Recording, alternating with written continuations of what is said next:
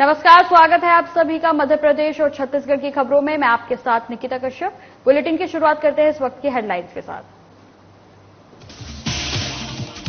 रायगढ़ में कैला मैया के महाआरती का आयोजन। कैलो मैया के जयकारों से गूंज उठा शहर। सीएम भूपेश बघेल ने की पूजा अर्चना।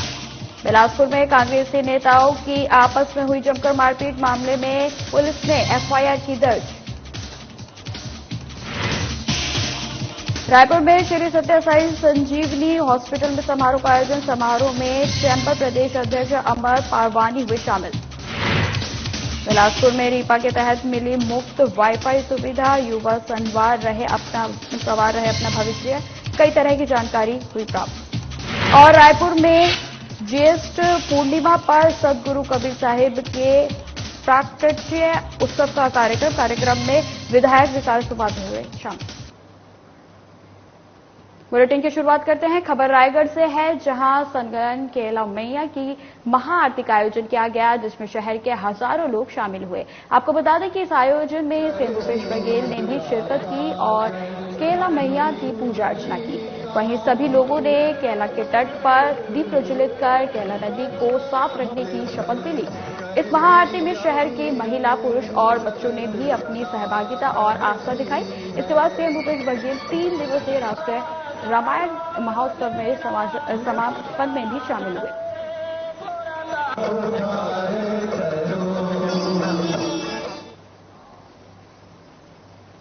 छत्तीसगढ़ के बिलासपुर में कांग्रेसी नेताओं के बीच गुटबाजी अब अपने चरम पर है। अब मामला सड़कों पर मारपीट तक पहुंच चुका है। आपको बता दें कि मैग्नेटो मॉल के सामने बड़े नेताओं के स्वागत सत्कार में लगे यूथ कांग्रेस के नेताओं ने एक दूसरे को ही जमकर पीट दिया। इतना ही नहीं, थाने में कम धाराओं के तहत रिपोर्ट दर्ज किए जाने से नाराज दूसरे पक्ष ने जमकर हंगामा भी किया। वहीं सतनाम समाज के लोगों ने थाने का घेराव कर पुलिस परिसर में ही धरने पर वे लोग बैठ गए। लगातार सतनामी समाज को अन्याय अत्याचार का अनेकों तरफ से, चाहे सामाजिक से हो, चाहे व्यक्तिगत से हो, चाहे अन्य प्रकार से हो, प्रताड़ित किया जा रहा है। कहीं न कहीं सतनामी समाज को नजरअंदाज करते हुए, कमी नजर करते हुए उसको प्रताड़ित किया जा रहा है। आज बिलासपुर में जो इतना बड़ा घटना घटा हुआ है, जो हमारे सतनामी समाज से विश्वजीत सतनामी जिनका नाम है, जो मस्तूरी में रहते हैं, वो अखिल भारतीय सतनाम सेना के ग्रामीण जिला अध्यक्ष थे और हैं, और कांग्रेस के भी उपाध्यक्ष अभी बीच में बने हुए थे। ऐसे घटना को ऐसा अंजाम दिया गया है, इस तरह से प्लानिंग करते हुए हमारे बच्चे को इस तरह से जानलेवा हमला उनके ऊपर हुआ है। उनका पूरा डॉक्टरी से हम मिल के आए, वहाँ उनसे रिपोर्ट भी है जो उन्होंने दिया है अपोलो हॉस्पिटल से। कल एक घटना हुई थी जिसमें एक व्यक्ति को चोट आई है मैग्नेटो मॉल के सामने। उस संबंध में रात में एफआईआर दर्ज की गई है सुसंगत धाराओं में। अपोलो हॉस्पिटल से मेमो आया था जिसके बेसिस पर धाराएं लगाई गई थी। जो यहाँ पे लोग आए हैं उनका कहना है कि उसमें और कुछ धाराएं बढ़ाई जाएं चोट के आधार पे। हमारा ये कहना है कि जैसे ही हमें अपोलो हॉस्पिटल से रिपोर्ट प्राप्त होगी उसके बेसिस पे जो भी कानूनी प्रक्रिया उसके बेसिस पे हम कोई भी धारा जोड़ेंगे। तो अभी इनका ये लोग यहाँ पे आए हैं, अपनी मांग इन्होंने रखी है धारा बढ़ाने की। हम लोग अपोलो हॉस्पिटल की रिपोर्ट का वेट करेंगे, उसके बाद ही आगे की कोई कार्रवाई करेंगे। यहाँ रिपोर्ट लेकर आए हैं, इनका रिपोर्ट को माना जा रहा है। ये जांच हम लोग जो डॉक्टर का ओपिनियन होता है उसके बेसिस पे आगे की कार्रवाई करते हैं। जो भी कानूनी प्रक्रिया होती है वो यही कहती है। तो उसके बेसिस पे हम लोगों ने अपना एक पत्र भेजा है अपोलो हॉस्पिटल को, और उसके बेसिस पे जब डॉक्टर की ओपिनियन सहित रिपोर्ट आएगी उसके बाद ही हम लोग कोई कार्रवाई।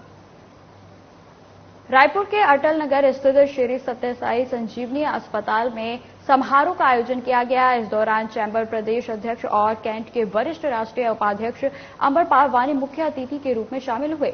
वहीं चैंबर अध्यक्ष अमर पारवानी ने बताया कि नवा रायपुर अटल नगर स्थित स्वास्थ्य और चिकित्सा के क्षेत्र में समर्पित श्री सत्य साई संजीवनी हॉस्पिटल में आयोजित कार्यक्रम में मुख्य अतिथि के रूप में शामिल हुआ, जो मेरे लिए अत्यंत ही हर्ष की बात है। मैं इसे अपना सौभाग्य भाग्य मानता हूं कि मुझे सत्य साई बाबा का निरंतर आशीर्वाद मिला है। साथ ही अमर पारवानी ने आगे यह भी कहा कि स्वास्थ्य सुविधाएं और सेवाएं मानव जीवन का महत्वपूर्ण अंग है।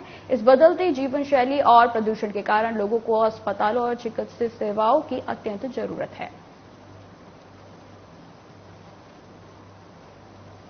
का एक विजन है, उनको doctor Ragini ma'am, doctor Shukla साहब, जगदीश जी, पूरी टीम जिस प्रकार से उसको ड्राइव कर रही है, तो आज जो पूरा हम लोगों ने हॉस्पिटल मूव किया, मैं सोचता हूँ कि जो बच्चे यहाँ पे क्योर होके जा रहे हैं, पेरेंट्स यहाँ बैठे हैं, शायद किसी प्राइवेट हॉस्पिटल में वो 5 लाख 10 लाख रुपए खर्च करने के बाद भी उनको ऐसा क्वालिटी ट्रीटमेंट नहीं मिल पाता, ऐसा नहीं मिलता।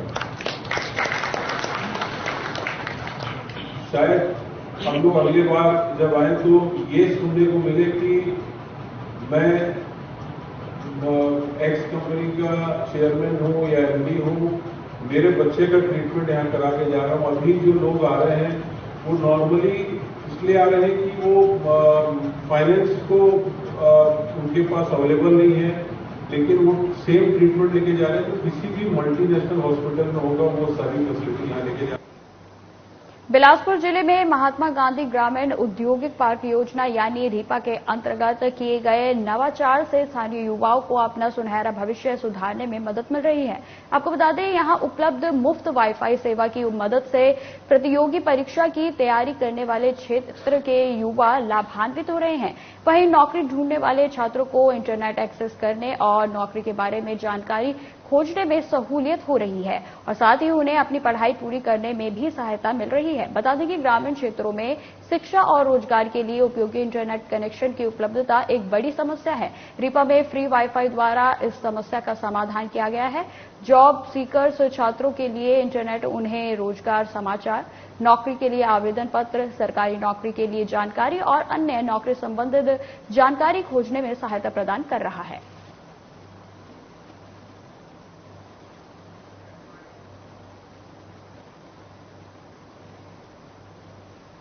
रायपुर में ज्येष्ठ पूर्णिमा के पावन पर्व पर सदगुरु कबीर साहिब प्रकाशोत्सव उत्सव का 2 दिवसीय आयोजन सदगुरु कबीर धाम अमलेश्वर भोथली में किया गया।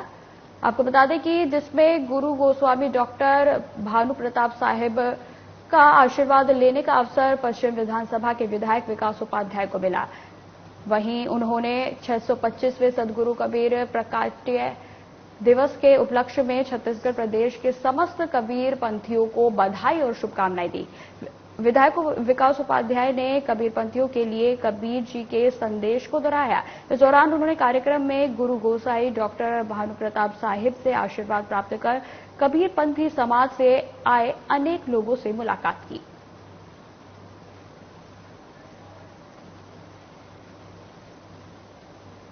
आरोह निर्धारित कार्यक्रम के अनुसार पूर्व कैबिनेट मंत्री जयवर्धन सिंह पनवाड़ी हॉट सेक्टर मंडल प्रभारी के साथ मीटिंग करने ग्राम सराई पहुंचे, जहां ग्रामवासियों ने ढोल नगाड़ों के साथ जोरदार स्वागत किया। वहीं पूर्व कैबिनेट मंत्री का चंद्रप्रकाश सिंह रघुवंशी और गौतम सिंह रघुवंशी पूर्व सरपंच ने श्रीफल और साफा माला पहनाकर स्वागत किया। इस दौरान पूर्व कैबिनेट मंत्री ने कहा कि बीजेपी सरकार को उखाड़ फेंकने का समय अब आ चुका है। कांग्रेस के कार्यकर्ता कांग्रेस की सरकार बनाने के लिए तैयार हो जाए। किसानों की कर्ज माफी के लिए हमारी सरकार वचनबद्ध रहेगी। इसी के लिए मंत्री ने जमकर बीजेपी पर निशाना भी साधा। कांग्रेस पार्टी का प्रयास है कि हम अगले कुछ समय में पूरे मध्य प्रदेश के जो हमारे मंडल हैं और सेक्टर हैं उस स्तर पर जाकर हम हमारे सिर्फ कार्यकर्ता ही नहीं बल्कि जो आमजन हैं उनसे चर्चा कर रहे हैं, उनसे बातचीत कर रहे हैं। विशेषकर जो काम कमलनाथ जी ने किए थे 15 महीने में उनके बारे में जनता को जागरूक कर रहे हैं और विशेषकर जो भाजपा के पिछले 3 साल के राज में कुछ बताए हैं, जो धोखा जनता को मिला है उसके बारे में हम उल्लेख कर रहे हैं। क्योंकि जो सरकार पिछले 3 साल से मध्य प्रदेश में है ये सरकार जनबल की धनबल की सरकार है और इन लोगों ने भ्रष्टाचार के माध्यम से पूरे प्रदेश में आप लोगों को परेशान किया है। आज हर व्यक्ति चाहे वो किसान हो, चाहे वो युवा हो, हर वर्ग आज के समय भाजपा के राज में परेशान है। जगदलपुर शहर की सीमा से लगे ग्राम हाटगुड़ा में परदेशिन माता के मढ़ई मेले का आयोजन किया गया। इस दौरान विधायक ऋकचंद जैन भी परदेशिन माता मेले में शामिल हुए। वहीं महिलाओं समेत ग्रामीणों ने विधायक का भव्य स्वागत भी किया, जिसके बाद विधायक ऋकचंद जैन ने क्षेत्र की मंगल कामना के साथ माता की पूजा अर्चना कर आशीर्वाद लेकर आयोजित मेले में शामिल हुए। और इसी के साथ हाटगुड़ा गांव के ग्रामीणों की मांग पर विधायक ऋकचंद जैन ने माता गुड़ी परिसर में हैंडपंप लगवाने की स्वीकृति दी। साथ ही हैंडपंप के लिए विधायक की स्वीकृति मिलने पर ग्रामीणों ने खुशी जाहिर करते हुए आभार व्यक्त किया। इस दौरान मंदिर के पुजारी सहित क्षेत्र के ग्रामीण बड़ी संख्या में मौजूद रहे।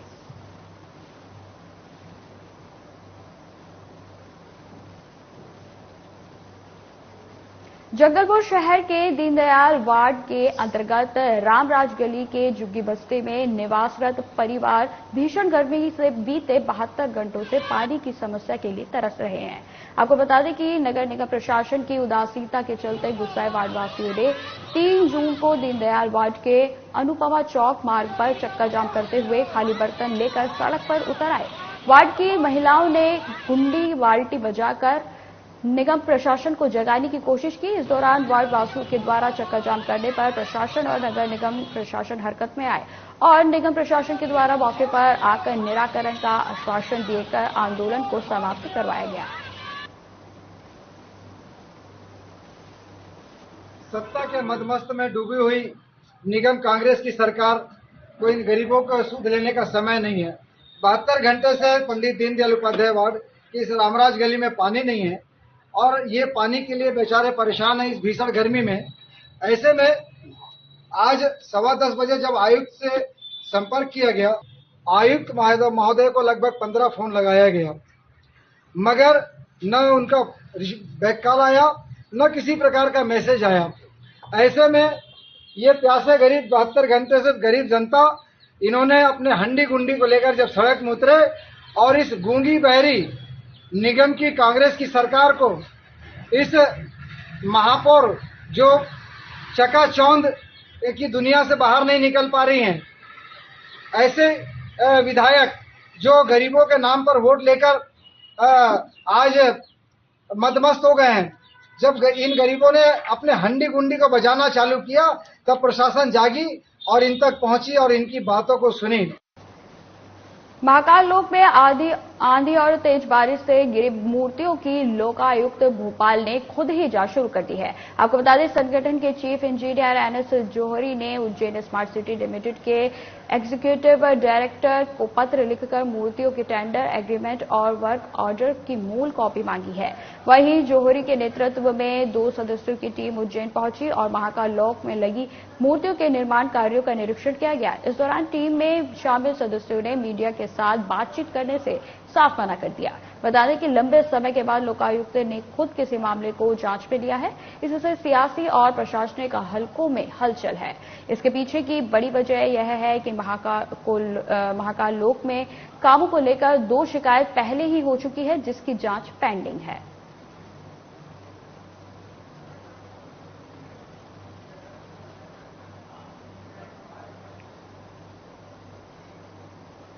भारतीय कुश्ती संघ के अध्यक्ष ब्रजभूषण सिंह के खिलाफ महिला पहलवानों के आंदोलन को लेकर बिलासपुर की जिला महिला कांग्रेस कमेटी ने प्रेस कॉन्फ्रेंस आयोजित की गई। इस दौरान महिला कांग्रेस की कमेटी की शहर अध्यक्ष और ग्रामीण अध्यक्ष ने ब्रजभूषण के खिलाफ जमकर हमला बोला और केंद्र सरकार से जल्द कार्रवाई की मांग की गई। वहीं महिला कांग्रेस कमेटी की शहर अध्यक्ष पिंकी बत्रा ने बताया कि देश में पहलवानों के साथ नाइंसाफी हो रही है। जल्द से जल्द केंद्र सरकार द्वारा ब्रजभूषण को उसके पद से हटाया जाना चाहिए और उस पर कार्रवाई होनी चाहिए। वहीं महिला कांग्रेस कमेटी की ग्रामीण जिला अध्यक्ष सीमा घृतेश ने कहा कि केंद्र सरकार एक और बेटी बचाओ बेटी पढ़ाओ की बात करती है, तो वहीं दूसरी ओर पहलवान बेटियों के साथ हो रहे अत्याचार और अन्याय को नजरअंदाज कर देती है। अगर जल्द से जल्द ब्रजभूषण को पद से हटाकर उसके खिलाफ कार्रवाई नहीं की गई तो महिला कांग्रेस कमेटी द्वारा केंद्र सरकार के विरोध में प्रदर्शन किया जाएगा। देखिए, आज हम यहाँ जो भी हो रहा है जंतर मंतर में, वो देश की गौरव की बात नहीं है। हमारे मोदी जी 28 तारीख को वहाँ संसद भवन का उद्घाटन कर रहे थे और यहाँ हमारी महिला पहलवानों को रौंद के लाठी से डंडा से मार के उनका निरंतर अपमान कर रहे थे। और वही बेटियां हमारे देश के आन बान शान तिरंगा के लिए विदेशों में नाम कमाते हैं। आज उन्हीं का मेडल को गंगा नदी में बहाने के लिए सब अपने महिला खिलाड़ी निकालते हैं। बहुत ही दुख की बात है। हम सिर्फ मोदी शासन से ये कहना चाह रहे हैं कि जो ब्रिजभूषण है, जो गुनहगार है, उनका इस्तीफा करे, उसको गिरफ्तार करे, कड़ी कार्रवाई करे। अब खबर धमतरी से है, जहां महानदी के रेत खदानों में मशीन के माध्यम से दिन रात रेत के नियम विरुद्ध अवैध खुदाई की जा रही है। आपको बता दें, वहीं कुछ खदानों में डंप सेंटर बनाकर अवैध रेत की डंपिंग की जा रही है। बता दें कि इस पूरे मामले की जानकारी जनप्रतिनिधियों और माइनिंग विभाग के अधिकारियों को भी है, लेकिन सारा मामला लेन देन के चलते आपसी सहयोग से चल रहा है। वहीं इस संबंध में जब रेत खदान जाकर स्थिति का जायजा लिया गया तो पाया गया कि मिलने वाली सारी शिकायतें बिल्कुल सही हैं। हर रेत खदान में जेसीबी के जरिए खुदाई हो रही है और पर्यावरण मंत्रालय की गाइडलाइंस का कहीं भी पालन नहीं किया जा रहा था और इसके बावजूद रेत खदान संचालक धड़ल्ले से रेत खदानों का संचालन कर रहे हैं। रेत खदानों के मामले में लगातार प्रमुखता से अपनी बात रखी है। पूर्व में जिस प्रकार हमारे साथ घटनाएं हुई थी और 3 साल की जो टेंडर हुई थी खदानें, वो सबकी समयावधि समाप्त हो चुकी है और राज्य सरकार और यहाँ के जो अधिकारी के संरक्षण में और कुछ सफेदपोश नेताओं हैं जो उनके संरक्षण में यहाँ रेत माफिया पल रहे। और ऐसी स्थिति रही तो महानदी में आज जो महानदी से लगे खेतों में जो सिंचाई के लिए पंप डाला गया था वो सब पंप सूख चुके हैं और रेत माफिया जो हैं महाराष्ट्र रेत को बेच रहे हैं बड़ी बड़ी गाड़ी में लोडिंग करके। तो निश्चित ही मैं कहीं ना कहीं कहना चाहूंगा कि अधिकारियों और जो सफेदपोश नेता लोग हैं उनकी संरक्षण इस पे मिल रही है। आपका यहाँ का काम करता आप? लिखे काम रेत रॉयल्टी वगैरह काटता हूँ। अच्छा, ये खदान का करे है? ये नागू दाऊ है और आशीष नौलानी। नागू दाऊ आओ आशीष लनवानी। ये जो है यहाँ रॉयल्टी कति लेते हो? 10 चक्का का गाड़ी है और 12 चक्का गाड़ी के 10 चक्का के 1500 और 12 चक्का के 1800। अभी तो जो लोडिंग करे तो लोडिंग अलग से काटते हो? लोडिंग पर्ची कि एक साथ देते हो? पर्ची लोग अलग से देता हूँ। अभी तक की गाड़ी यहाँ से निकल चुके हैं? 34-35 गाड़ी निकले हैं। और थोड़ा देख लो का किस टाइप के ऊपर रॉयल्टी ले। महानदी जो है हमारे छत्तीसगढ़ की जीवनदायिनी नदी है और सरकार के द्वारा नियम अनुसार रेत का ठेका दिया गया ठेकेदारों को, लेकिन वो नियमों का पालन एक भी नहीं कर रहे हैं। एनजीटी ने तरह वहां पर नदी के किनारे पेड़ लगाना चाहिए। नियम से वहां पर जिस प्रकार से चेन माउंटिंग किया जा रहा है, मशीन का उपयोग तो करना ही नहीं, जहां पर मशीन उपयोग किया जा रहा है, इस प्रकार से पर्यावरण को प्रभावित किया जा रहा है। नदी रेत खनन जो है अभी इतनी बदतर स्थिति हो चुकी है कि अब वहां पर से मिट्टी निकलना चालू हो चुका है, चट्टाने दिखना चालू हो चुका है। मतलब इतना ज्यादा चीरहरण किया जा रहा है रेती का कि आने वाले दिनों में हम अपने संस्कृति को पूरी तरह से मतलब हम सुरक्षित नहीं रह पाएंगे और आने वाले दिनों में हमारी संस्कृति लुप्त हो जाएगी। धमतरी जिले में जिला प्रशासन की लापरवाही और खनिज विभाग की लापरवाही की वजह से सभी जगह का जो रेत खदान का जो अवधि था 14 मई के बाद समाप्त हो गया है, फिर भी धड़ल्ले से रेत खदान चल रहा है। इसके लिए सीधा जिला प्रशासन ही जिम्मेदार है। मैं आपके माध्यम से पूरा क्षेत्र के जनता की भावनाओं को कदर करते हुए जिला प्रशासन से मांग करता हूं कि अवैध उत्खनन में तत्काल रोक लगाए और जो भी अवैध उत्खनन कर रहे हैं ठेकेदार उनके खिलाफ कठोर कार्रवाई किया जाए। हमारे धमतरी जिले में टोटल 25 खदानें शुरू थी और जो भी खदानें चल रही है उसमें विधिवत रॉयल्टी जारी कर फिर पास दिया जा रहा है। कितनी खदानों का भी जो है अवधि समाप्त हो चुका है सर? वो तो मैं लिस्ट देख के बता पाऊंगा। जहां जहां शिकायत आ रही है वहां पे कार्रवाई की जा रही है। हमारे द्वारा पिछले वित्तीय वर्ष में भी जहां जहां पे अवैध मशीन चला रहे थे वहां पे कार्रवाई की गई है। कार्रवाई करेंगे जहां जहां पे शिकायत मिलता है मशीन वहां पे कार्रवाई करेंगे। मशीन तो अभी भी लगा है सर, मिट्टी में तो जैसे हमारा इंस्पेक्टर जाएगा, चेक करेगा, उसके बाद कार्रवाई की जाएगी। मध्य प्रदेश में लिखित आश्वासन के बाद विश्वविद्यालय के कर्मचारियों ने अपनी हड़ताल स्थगित कर दी है। आपको बता दें कि हड़ताल करने वाले कर्मचारियों को सरकार ने भरोसा दिया है कि उनकी मांगों पर सकारात्मक कार्रवाई की जाएगी। इंदौर में भी देवी अहिल्या विश्वविद्यालय के कर्मचारियों ने काम पर लौटने की सहमति भी दे दी है। वहीं देवी अहिल्या विश्वविद्यालय के कर्मचारियों का कहना है कि सरकार ने उनकी मांगों को लेकर सकारात्मक रुख अपनाते हुए मांगों को मान लिया है। ऐसे में सभी कर्मचारियों ने हड़ताल स्थगित करते हुए काम पर लौटने का फैसला लिया है। कर्मचारियों द्वारा हड़ताल स्थगित करने के बाद विद्यार्थियों की परीक्षा भी समय पर होने के आसार अब नजर आ रहे हैं।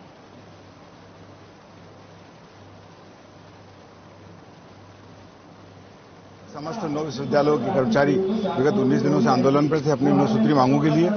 सरकार से निरंतर हम प्रयास कर रहे थे कि चर्चा के माध्यम से उसका निराकरण हो।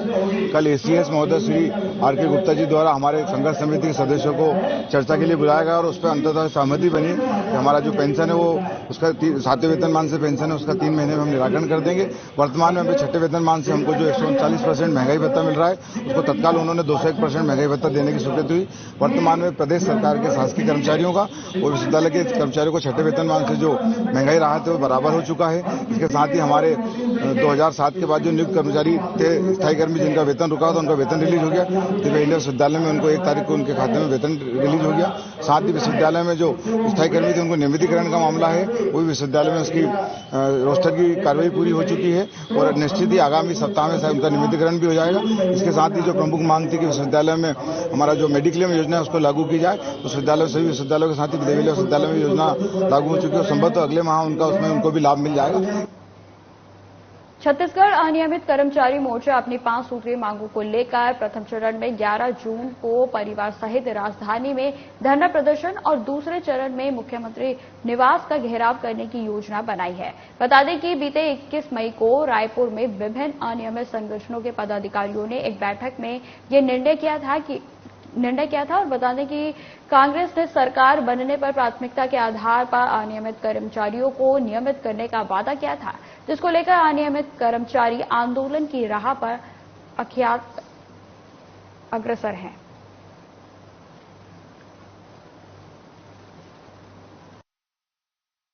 छत्तीसगढ़ अनियमित कर्मचारी मोर्चा द्वारा अपनी 5 सूत्री मांग समस्त अनियमित कर्मचारियों को नियमितीकरण निकाले गए और साथियों की बहाली, अंशकालीन कर्मचारियों की पूर्णकालीन करने, आउटसोर्सिंग ठेका बंद करने एवं दिवंगत शिक्षाकर्मियों के परिजन को अनुकंपा नियुक्ति देने सहित नियमित भर्ती बंद करने की मांग को लेकर के 11 जून 2023 रविवार को विशाल धरना प्रदर्शन एवं मुख्यमंत्री निवास घेराव कार्यक्रम आयोजित कर रहा है।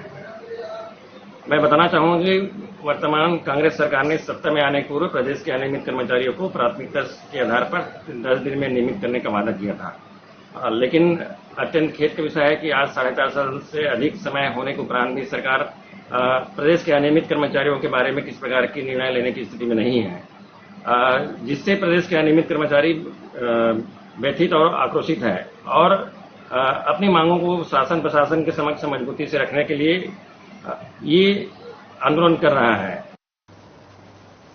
सरायपाली और बसना ब्लॉक में इन दिनों मनरेगा का कार्य जोरों से चल रहा है और कई ग्राम पंचायतों से मनरेगा कार्य में भ्रष्टाचार और गड़बड़ी के मामले सामने आ रहे हैं। वही मामला ग्राम पंचायत बाराडोली का सामने आया है, जहां मनरेगा कार्य में भ्रष्टाचार और गड़बड़ी करके फर्जी मास्टर रोल भरने के अपने निजी हितग्राहियों के नाम से पैसों का आहरण किया जा रहा है, जिसको लेकर ग्रामीणों ने अधिकारियों को कमीशन देने जैसे गंभीर आरोप लगाते हुए जनपद सीईओ को लिखित शिकायत दी है। आपको बता दें, वही मामले में ग्रामीणों का कहना है कि मनरेगा में काम में सिर्फ 70 हितग्राही ही काम करने जाते हैं, लेकिन सरपंच सचिव की मनमानी के चलते लगभग 250 हितग्राहियों के नाम से फर्जी मास्टर रोल भर के पैसे का बंदरबाट किया जा रहा है।